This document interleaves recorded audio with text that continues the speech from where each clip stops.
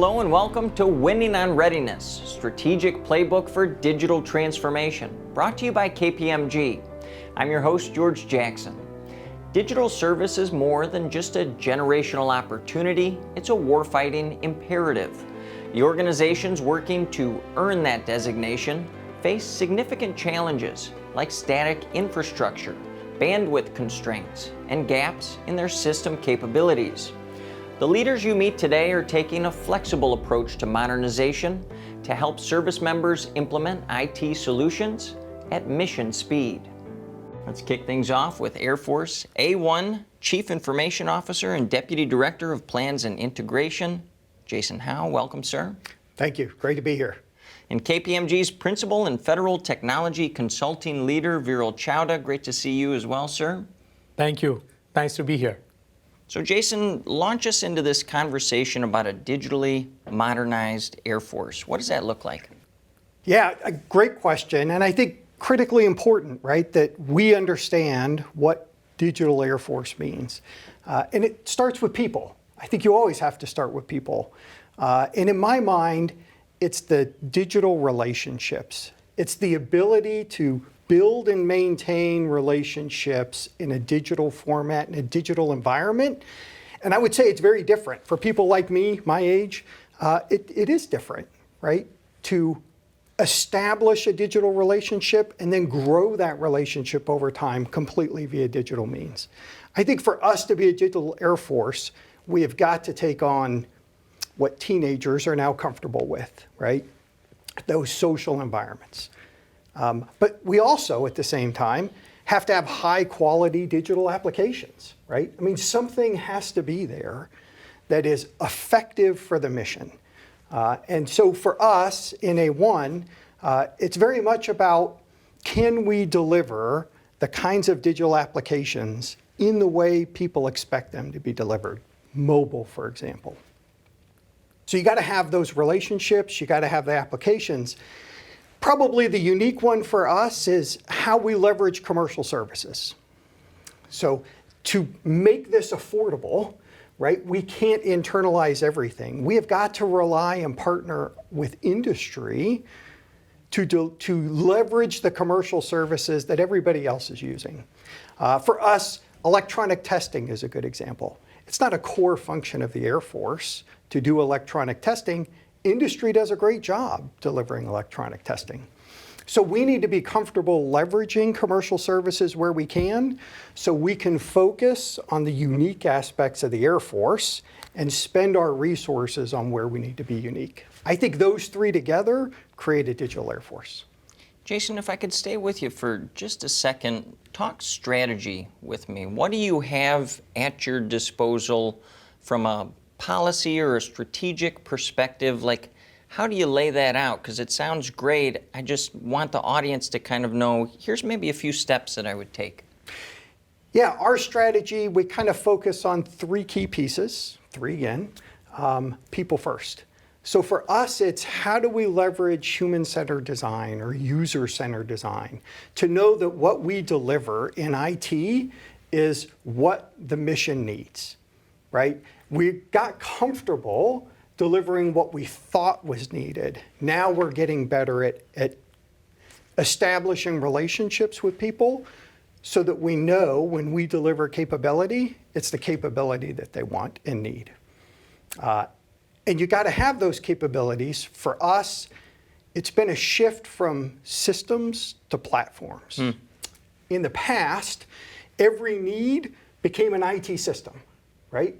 And then pretty soon you have 100, for us 110 major systems in your portfolio, and you're spending your money on sustainment, and you're not investing towards the future anymore. So to digitally modernize, we've shifted to broad enterprise-grade platforms, right? How do we leverage what industry has done successfully to reduce our costs and at the same time be able to still deliver modern applications, mobile applications, and do it quickly?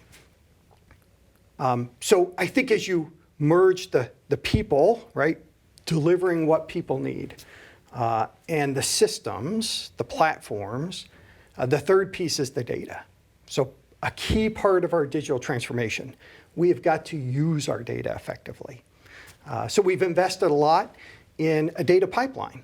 How do we transform our data? How do we ensure that we have quality data so we're making quality decisions based on high quality data, and become a digital analytics career force, right? How do we in the personnel field transform into using data more so we can help commanders make the right decisions, right? So I think data is critical. It has to be there, but you got to have it in relation with the people and the platforms.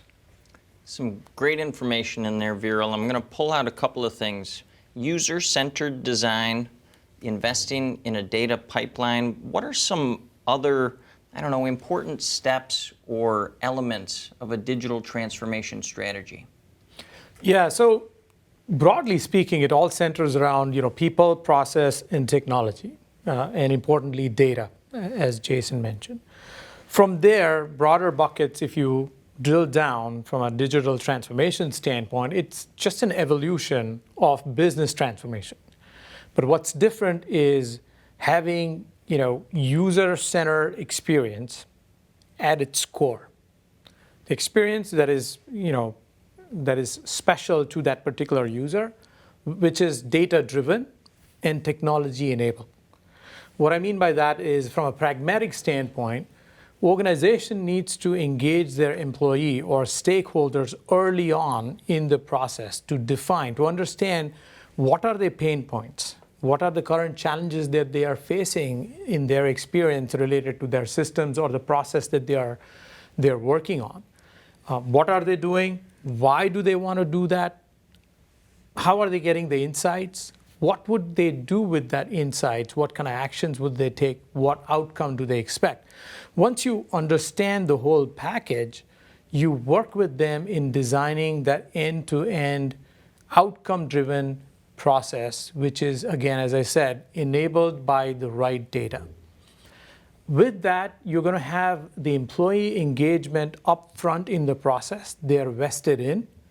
And that makes the entire change management process not only easier, but you get enough time because they are engaged from the right from the beginning of the process. There is enough time for the whole change management aspect of it. Moving to the data side, I think one of the points, Jason, you mentioned, I think until now the IT organizations think of themselves as the organization that delivers engineering services. I think going forward, in order to expedite this digital transformation, they need to start thinking more like a consumer product company, right? So consumer product company always has a customer at the center, at the core. They understand what they want, what they're looking for, or what may be even helpful, something that they're not able to envision.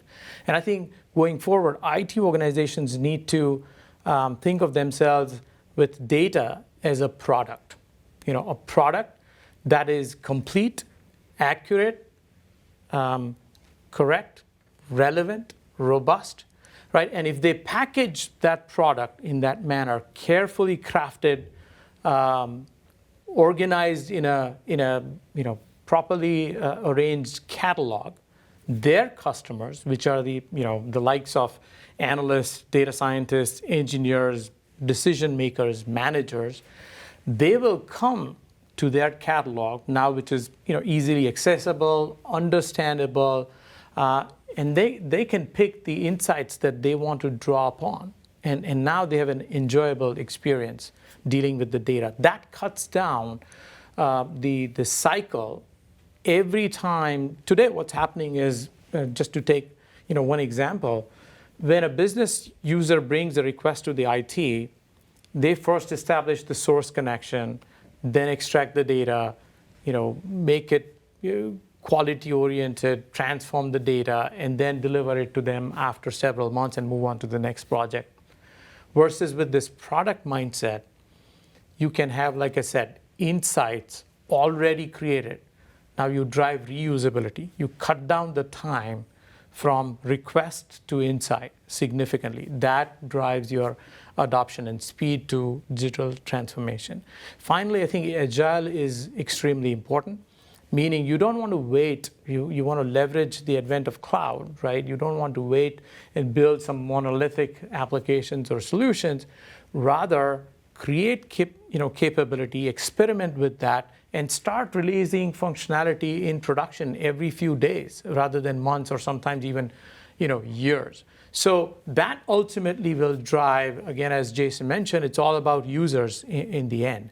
If you do that right, that'll drive user adoption at the speed that the organization needs and ultimately improve efficiency and achieve your mission faster.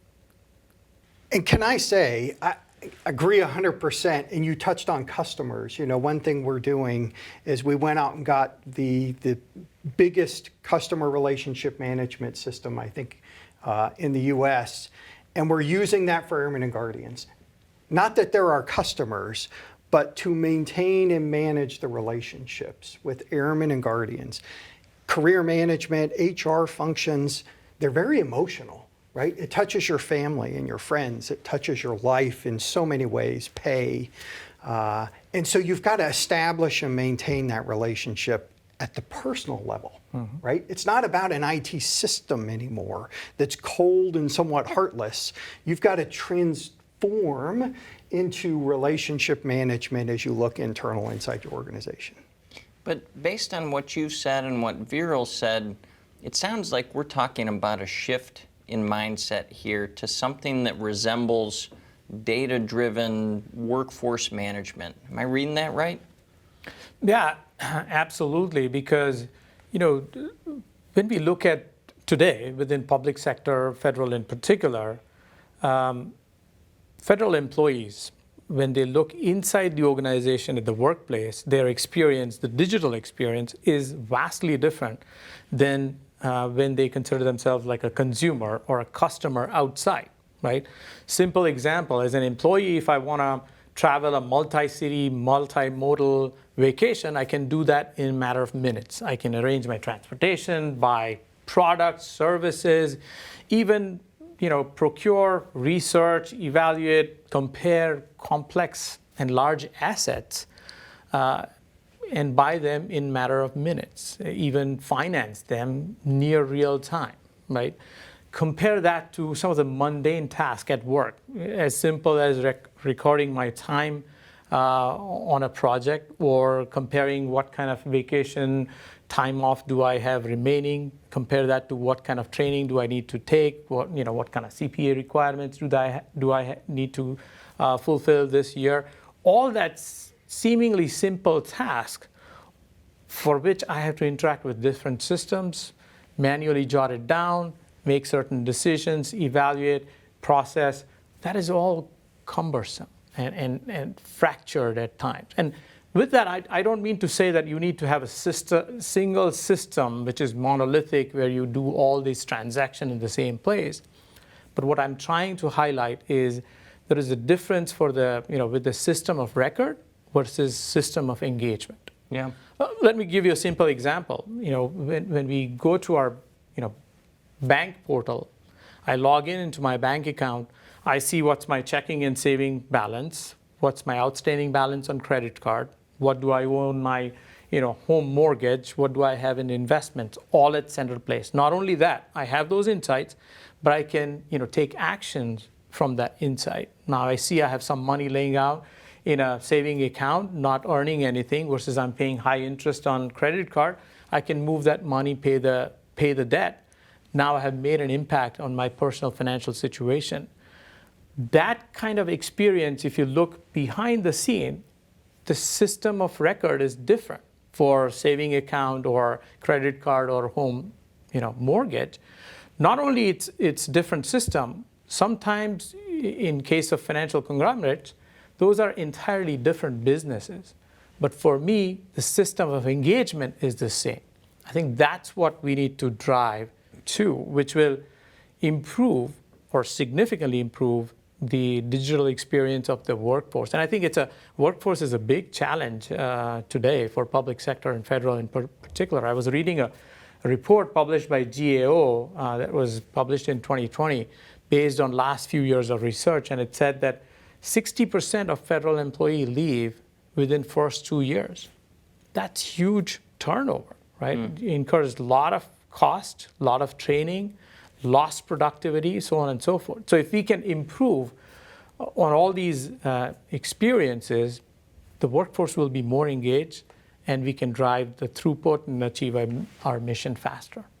Jason, I'm going to speak with one of your Space Force colleagues in just a moment. But before we go there, leave our audience with a, nugget of wisdom or two. You've been pushing this for a while at A1.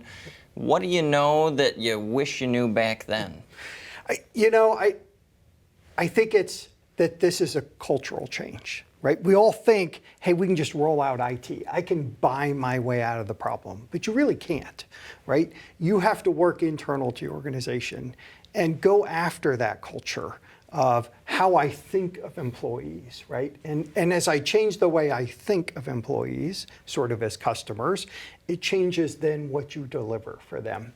And that's important. The other critical thing is to move quickly.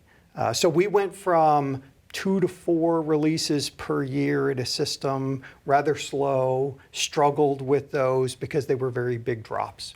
And in the last 12 months, we went to 80 deliveries on 2 platforms. Wow. So moving much faster, but just truth in lending, about 90% were very successful, and we're still learning our way through it. And so 10% struggled.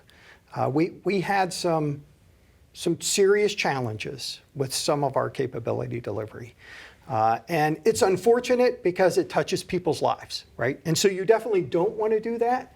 What you've got to do is learn through that and grow through that and get better. And as you get better, 80 will turn into 100, will turn into 120, and your error rate will shrink, and you'll truly transform and modernize. But it's hard. It's hard at the start, and you're going to have to power through it a little. Jason Howe, Viral Chawda, thanks for being here, gentlemen. Thank you. Up next, I'll head over to the 2022 Airspace and Cyber Conference in National Harbor, Maryland, to explore some of the human capital solutions helping Space Force leaders manage their budgets and improve their workforce readiness. I'll be right back. A century serving the federal government, nearly a decade supporting the United States Air Force, a lifetime commitment to meeting the mission. As a strategic transformation partner, KPMG supports the Department of the Air Force through creative problem solving to modernize and transform their systems, to better serve their service members, and improve operational readiness and compliance to drive overall mission success. From strategy and design to implementation, improvement, and governance, KPMG is here to meet your transformation needs. We're sparking innovation in the market with our strategic alliances, offering a top-of-the-line center of excellence to support clients, igniting new ways of thinking and working, and so much more. Find out how to take the next step in your transformation journey today.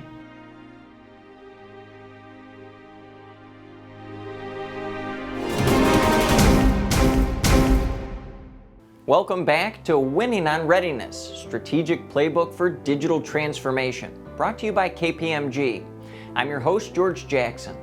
Defense leaders have a new mandate that's not unique to DoD. Today, talent is in short supply, especially for organizations that want to remain efficient and agile and employ cutting-edge tech. What is the Space Force doing differently to attract and retain their workforce? Let's find out. Here now is Kate Kelley, Space Force Chief Human Capital Officer. Welcome, ma'am. Thank you so much. Glad to be here. Here with her, Patty St. George, Partner in Federal Advisory Services at KPMG. Good to see you again. It's great to be here. Thank you. So, Kate, kick us off. How does Space Force compete with other agencies, with other services, with the private sector for talent? What do you go after? Well, first of all, we go after the best and brightest. And we're quite delighted with the fact that, unlike some other services right now, we're having a great opportunity to recruit and attract talent. And it's really a unique environment to be able to say that as a service today, given what is really a challenge across our country right now in terms of attracting people to serve in the military. But in the Space Force, I think we're quite fortunate to be able to say that there is an interest out there. There's an interest for what the Space Force can do for our nation and the unique opportunities that there are to serve. So we're after people who not only believe in that mission, but we're also after people who understand the intricacies and the complexities of what it takes to operate in space. That, I think, is really the nexus of what our recruiting strategy is all about, and certainly where a lot of us are competing for very similar talent. Mentions challenges. Unemployment's really low right now. Inflation is incredibly high. Space Force is a very technical organization. How does what Kate mentions there comport with what you're hearing all across public sector, Patty? Well, I think there's several things that are going on with respect to folks really looking at where do they want to work, where does it have meaning for me as an employee. And I think, there's several things that we're seeing. Flexibility in the workplace, DEI initiatives, making sure that, it's congruent with their purpose. Digital mindset, very congruent with Space Force. In both not only the core mission that you do every day, but all the back office, and how is that digitally enabling and helping the people who have grown up. Many of the people that we're trying to attract nowadays have grown up fully engaged with technology. So, the Gen Zers and the millennials, they represent 75% of the global workforce by 2025. They have grown up with technology. So how do you give them an experience as an employee in the Space Force doing very technical things, but also having all the technical support behind them to do their job? How do you build a chief human capital strategy around diversity? Clearly it's important to the Biden administration, growing focus for the military services. How do you strategize around that? One of the things that we've really put a lot of emphasis on, and I think it's really started with Secretary Kendall in the Air Force and with our CSO, General Raymond. And that is about teams and the power of a diverse team. And so Space Force is not about the individual Guardian on their own delivering on these capabilities. It's about the power of the team. And I think we all know, and we heard just this morning how important it is from a science perspective to really leverage those teams that have that diverse view and background. And that means we have to go after it. We have to make conscious decisions and conscious choices to make sure that the Guardians who are entrusted with these missions have the ability to be as powerful as they can be. And that power has to be in part because we have gone after the most significant talent we can from the entirety of our nation. That means finding pockets of people in this interest base with this technical skill, no matter what your background is and no matter what your race and gender is. And so that's really what the value proposition is really trying to engender that in your team and then say, hey, look, we are better as a whole because we're able to do this. Let me add on a layer of complexity there for you, Patty, because diversity, in one sense of the question, applies to different type of people on teams, but those teams now need to be more technologically savvy than ever. How do you build simultaneously a diverse team, to Kate's point, but also a technologically diverse team? What are some of the important ingredients in there? Well, I think, you really want to focus on the experience that the people are gaining from their learning and development experiences. So how do you make them part of more immersive training? How do you, have them have very hands-on, application-oriented training, learning development, career development, mechanisms inside the organization that not only takes advantage of the technical skills that they maybe go to school to get, but then how do you advance that and then apply that in a lot of different very technical settings, such as the Space Force. So it's really trying to think about your learning and development methods and really how do you take those folks to the next level. This isn't your first rodeo, Kate. We were talking before we went on the air about some of your past positions: superintendent, Arlington National Cemetery, Chico for Army Futures Command. You've built strategies before. Can you talk a little bit about your current plan, maybe some of the key elements in there? Certainly. And one thing that Patty just said that is really important to our strategy You have to really understand who it is that you're bringing in and who has that technical skill that you're after. The other thing you have to really put time in, and part of our strategy in Space Force, is how do you employ that talent in a way that they don't feel like they're being underutilized, or that the value proposition that brought them to the organization in the first place is not what they're actually realizing and experiencing in a day-to-day. And so what I have found in previous experiences and today in building Space Force is you're looking for a type of person who is absolutely interested in the technical space, and they want hands-on keyboards and they want realized experiences that allow them to continue to grow and develop.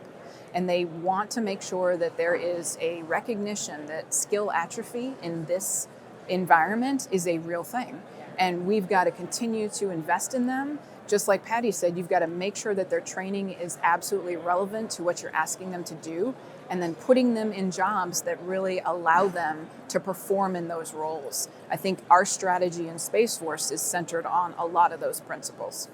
I love that phrase, skill atrophy, investing in avoiding skill atrophy. Patty, how should organizations be doing that, generally speaking?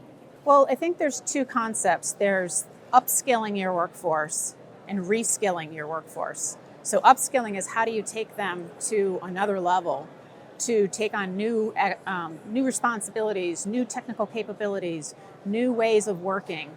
That's more on the upskilling and how do you get them to the next level. And then reskilling is, to your point, as technology changes so fast, so does the shelf life of the skills of our people really kind of diminish quickly. So you constantly have to be reskilling your folks and putting in programs in L&D, through your L&D environment to really take, and how do I take someone who's been doing job A for 5 years, that job isn't going to look and feel the same in the future. I need to do something different, and I need to reskill them to be able to take advantage of the great things they bring to the table, but to really apply it in a different way. Space Force still a relatively new force. You're relatively new to your position. To a lot of people, that might be an enviable place to be. You can just sort of chart your own course. What are some of the top challenges that you've identified? What's kind of new and key focus areas? There's lots of challenges, I'll tell you that. One of the biggest ones that I've found in previous jobs and in this one is what it means to be new and essentially a startup inside of the federal bureaucracy. It is a very nuanced statement intentionally because you really are trying to innovate and change the way you do things, but not a lot around you and not a lot above you has changed, which makes it a really, really challenging paradigm because you are trying to engender new thought, different ways of doing things, set a course for the long game, but you have to do it within the confines of the rules and federal practice that we have to live with. And so a lot of what we focus on in Space Force is how do we articulate where it makes sense to be different and where it makes sense to be the same. And that's a very interesting place to be, to try to not only stand up something new, but make a real clear argument on how you're trying to do it and how you're trying to do it as part of the federal enterprise. Patty, we're here at AFA, big focus, digital literacy, sort of a baseline understanding of data, coding, artificial intelligence, technology. Several weeks ago, DAF happened, the Department of the Air Force's IT conference. Resiliency was a big focus there. Can you take those two kind of areas, this digital literacy and resilience, smush them together and tell me why that's so important? Well, I think with the pace of technology change, because things are so rapidly changing, you really have to be able to reinvent yourself, be very resilient. And with resilience comes other things that you need to do, such as you need to apply better problem-solving skills. You need to apply a lot of other sorts of skills that help you deal with the changes that are happening so fast. So I think, you can't be in today's world with this pace of technology change, particularly in the Department of Defense and Space Force, without being able to quickly move, change, adapt, because, and that takes resiliency, because some people, may want to do something the same way for a certain period of time. the demands of today's market will not allow that. So that resiliency is critical.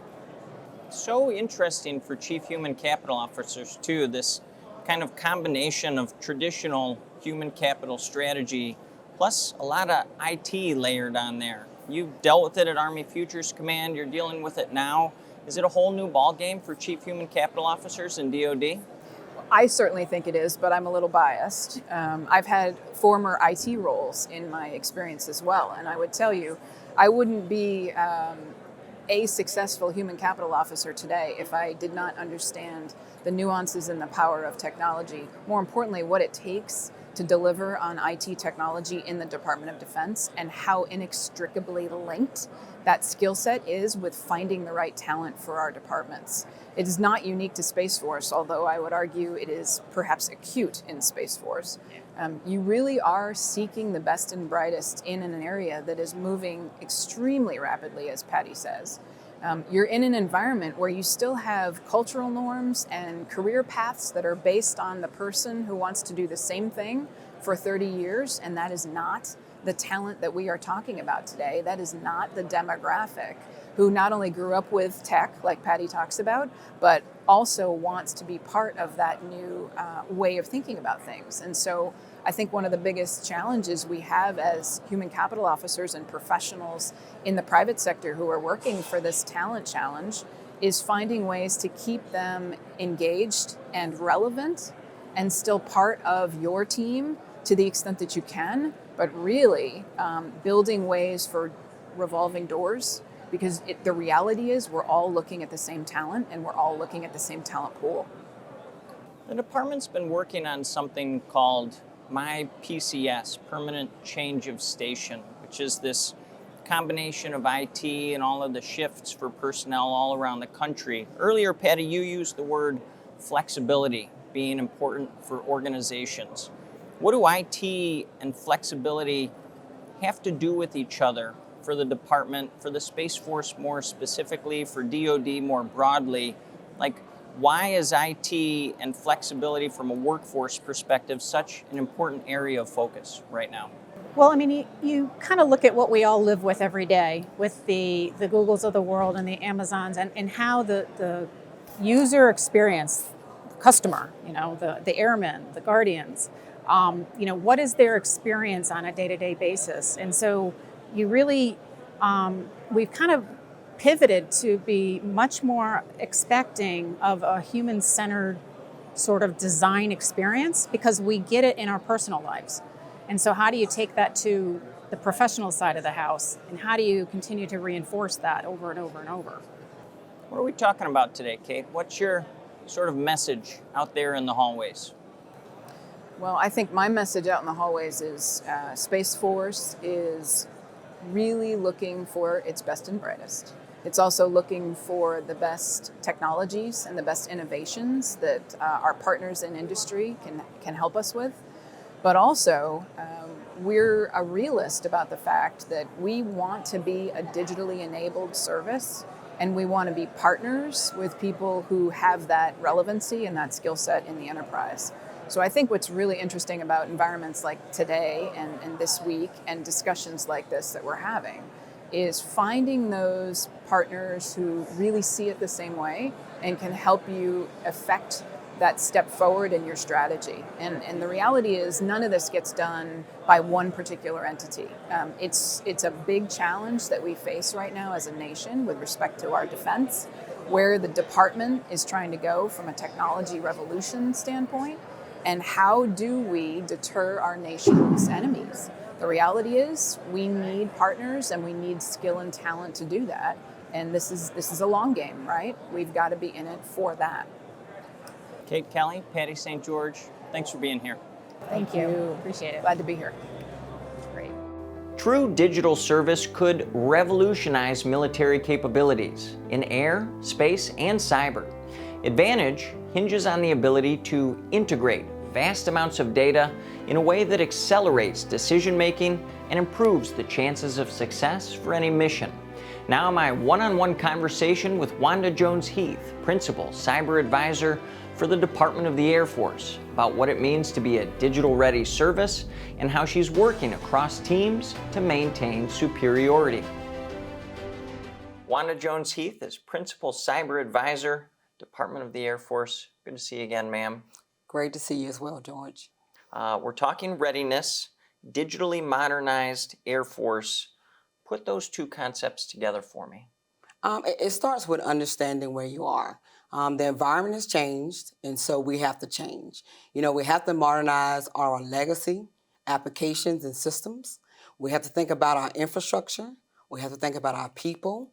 And then most importantly, our data. How do we get to a data-driven approach that allows us to move fast and allows us to win?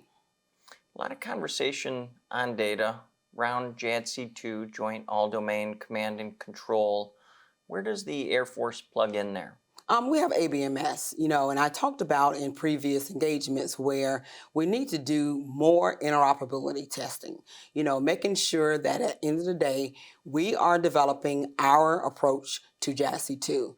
What are the other services doing, and how do we overlay that into what we need to fight a contested war all together? Integration, interoperability, and security are all three things that we all need to develop towards.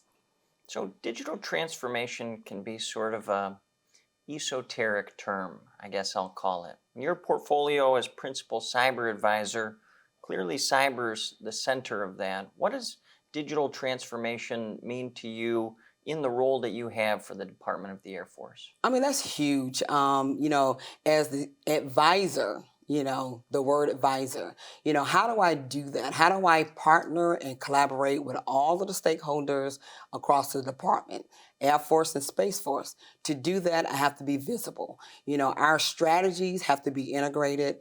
Every stakeholder has their lens. My approach is the enterprise approach, whether it's from the people lens, infrastructure, investment.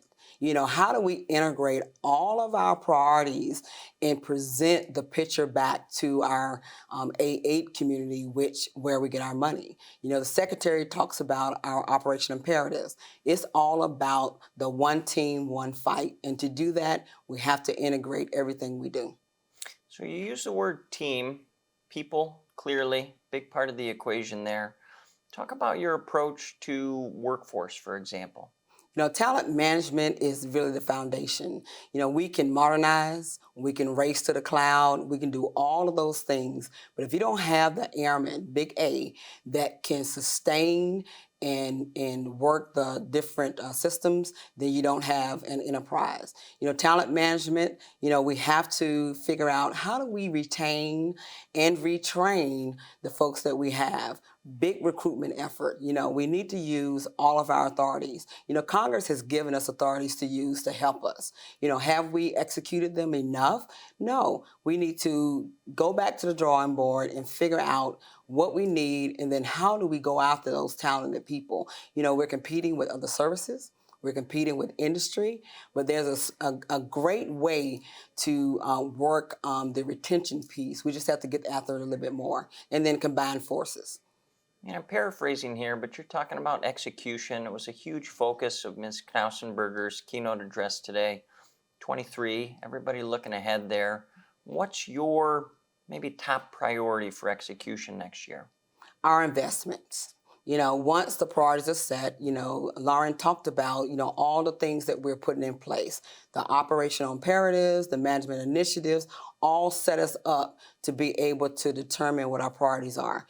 Then, how do we invest in those priorities? And then, as General Hynunk spoke about, it's accountability. You get those investments, now how do we execute that and make sure that we're spending every last dollar where we need it the most?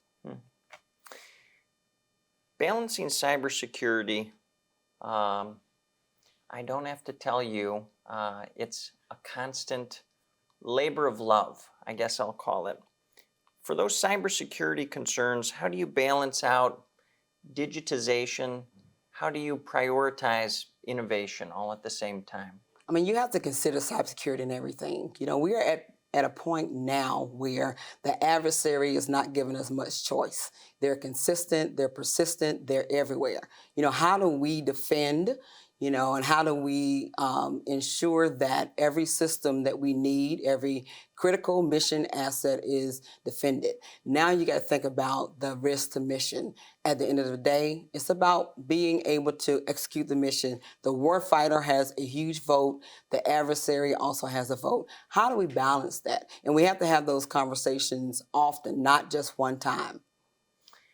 So year, 2 years, 3 years down the road, if all of the efforts that we've talked about today around digital transformation, are successful, what does the Air Force look like in the future? What is the Air Force able to do that it wasn't able to do before? Looking forward, if we can predict the future, I think we will be in a better place. The Secretary is committed to investments in the cyber and IT portfolio. He's demonstrated that in 23 when he first came in. He's demonstrated that in 24. We know that we're getting billions of dollars to do our infrastructure, tech debt. We're putting in place our sensors so we can have a better idea of what we look like and where the adversary may be coming in. And so fast forward, this is a journey, right? It doesn't stop in 2 years and 3 years. We have to continually invest. We have to continually modernize so that we can win. One team, one fight. Change is painful, very painful. But if we don't change, losing is unacceptable. Wanda Jones-Heath, Principal Cyber Advisor, Department of the Air Force. Always good to see you, ma'am. Thank you. Appreciate it. To all of our speakers, thanks for joining us. And thank you, the audience, for tuning in. I hope you walk away from today's conversations with a few notes about implementing a winning digital transformation strategy in your organization. For GovExec TV, I'm George Jackson. Have a great day.